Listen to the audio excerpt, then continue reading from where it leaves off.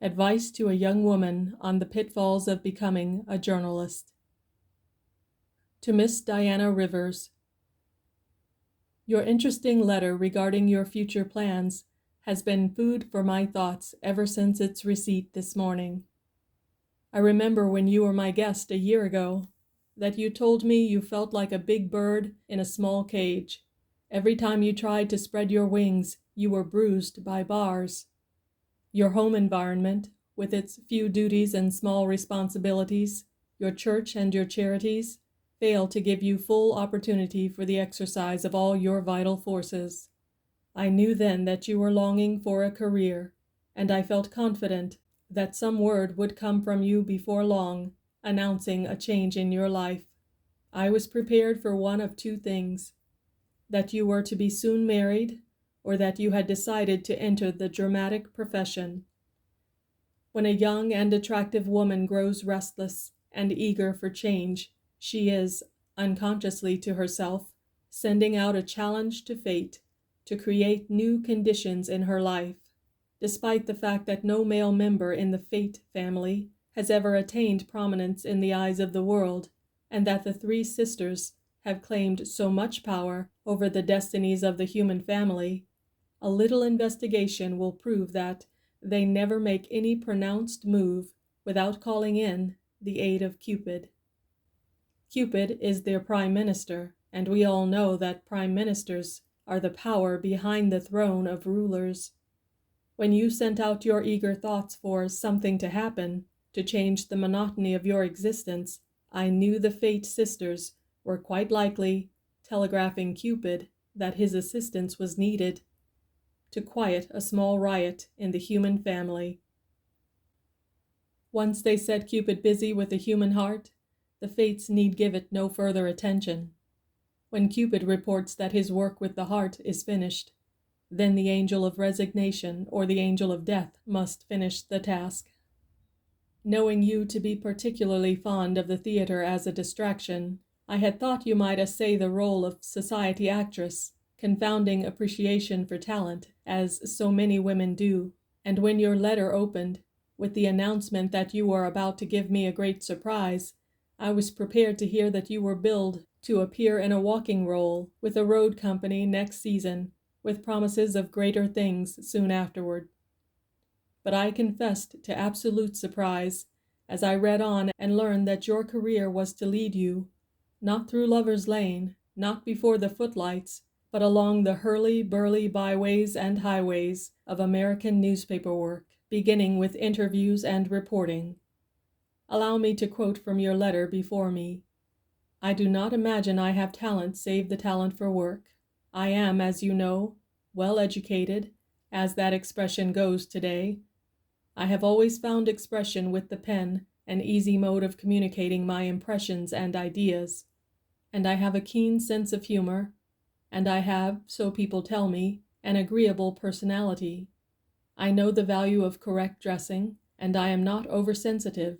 That is, I am not one who will go down at the first rebuff.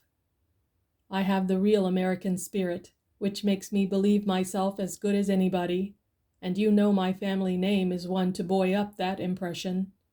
Therefore, it seems to me, I cannot fail to attain some degree of success. I am sure to obtain entry to people and functions, and I can describe what I see and hear in attractive form. I shall shrink at no task, however difficult, and stop at no obstacle.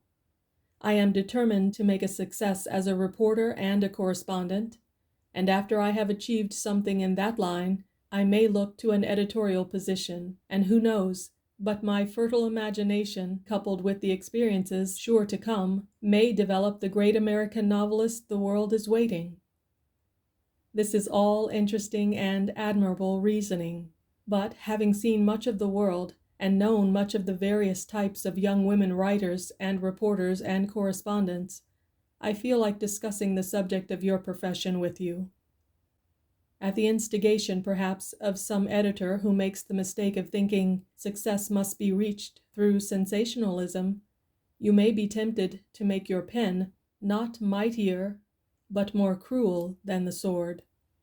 I remember once upon a time meeting a young woman who had come unbidden by the hostess to write up a social function where a number of celebrated people were congregated. Her employer had sent her to the house, telling her to obtain an entry by fair means or foul, and as she was well dressed and quiet in manner, she was not repulsed by an amiable hostess. This lady realized that the reporter has his or her living to make, and must be either helped or hindered by the willingness or unwillingness of people to furnish material for copy. Being informed that the young woman was literary, and chancing to stand near her for a few moments, I asked her the nature of her work. The young woman looked a trifle embarrassed as she answered, "Well, to tell you the truth, I write a good many disagreeable and nasty things about people, especially people in public life. The editors who take my work will have that kind. I have essayed better things, and they would not touch them, so I am compelled to write the stuff they do want. I must make a living." When I read the stuff in question, I was inclined to doubt the assertion of the writer that she must make a living. The world would be better should she and all her kind cease to exist. Ridicule, falsehood, and insinuation were the leading traits of the young woman's literary style. Costumes and personalities were caricatured, and conversations and actions misstated. The entire article would have been libelous had it not been too cowardly to deserve so bold a word. It is useless for any man or woman to assert that such reportorial work is done from necessity. The blackmailer and the pickpocket have as much right to the plea as the newspaper masked assassin with the concealed weapon of a pen. If you are ever asked by any editor to do this reportorial stiletto work, let me urge you to take professional burglary rather than consent to write what such an employer demands. It is far less despicable to rob houses of things of mercantile value than to rob characters and reputations and personalities. Again, when you are sent out upon commission to obtain an interview with any person, obtain what you seek and take nothing else away with you. Just as you would scorn to pawn the watch of a famous actress, which you might find lying on a table as you pass out, so scorn to sell any personal speech she may have carelessly dropped in your hearing, which you know was not intended for publication. Petty larceny is not a noble feature of interviewing. Even though a facility for selling such dishonestly gained property to advantage be yours, do not convince yourself or be convinced that larceny should be included in your reportorial duties. I recollect speaking with you once upon the difficulties young women encountered who attempted to win honors in a dramatic career. You felt that the necessity to cater to the ideas and wishes of inferior minds in representing a character on stage would be one of the hardest phases of stage life to meet. To be loud and spectacular where I wanted to be refined and subtle, you said, just to catch some rough audience and fill the house would be insupportable. And yet I know actresses oftentimes must do that very thing to keep a foothold in the profession. I am wondering how you will meet what seems to me a more humiliating role when you are sent out by an editor to gain an entry to some person who does not wish to be interviewed. Will you, when refused entrance at the front door, go in at the rear and hobnob with the servants? Will you spy and watch and wait on the street corners and hide yourself in hallways and intercept and surprise and congratulate yourself when you have trapped your prey? That is the shameful pathway which nowadays leads to what is called successful newspaper work. You need to realize the facts before you enter the profession. Were you my daughter, I am certain I should feel much less concern were you to enter the theatrical field. And yet, if you choose to stand by your ideals and retain your self-respect, you can do so and succeed in journalism.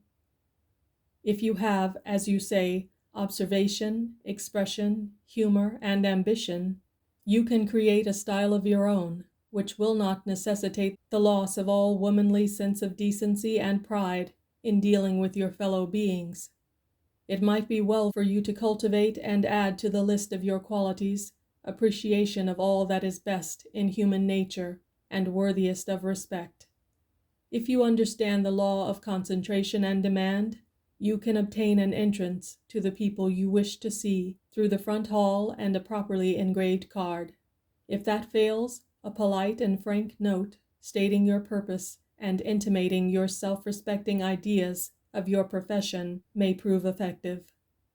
Once establish your reputation as an interviewer who is not a highwayman in disguise, and you will achieve tenfold the success your less reputable confreres gain in the long run. Try to remember always that fame, glory, or even crime do not destroy all human sensibilities, or render the possessor invulnerable to the thrust of a pen. The greatest warrior who ever conquered armies has still the power to feel hurt when he sees some personal blemish or misfortune described in print. You would never be guilty of saying to any man's face, "How hideous your hair-lip renders you." And why should you go from his presence and make such a statement to the whole world concerning him? One of the most gifted men America ever claimed was driven from his native land by the cruel, bald, and heartless personalities of newspaper critics, who seemed to consider it necessary to comment on his physical infirmities whenever his genius was mentioned. During the lifetime of one of England's great literary women, an American correspondent, who had been given an interview in her home, described her as possessing the face of a horse. Surely this was agreeable reading for a gifted woman whose genius had delighted thousands. It has sometimes seemed to me that theatrical road life with a one-night stand company would be less brutalizing to the finer sensibilities and less lowering to the ideals of a young girl than the method of work required of many newspaper reporters in America today. The editor who scores the actress for lax morals seems often to ignore the fact that there is a mental as well as a physical prostitution. Look to it that you do not trail your banner of noble womanhood in the dust at the demand of any editor or syndicate. Keep your purity of pen as well as your chastity of body, and believe no man who tells you that you will get on better in the world by selling either. There is room higher up. End of Advice by Ella Wheeler Wilcox.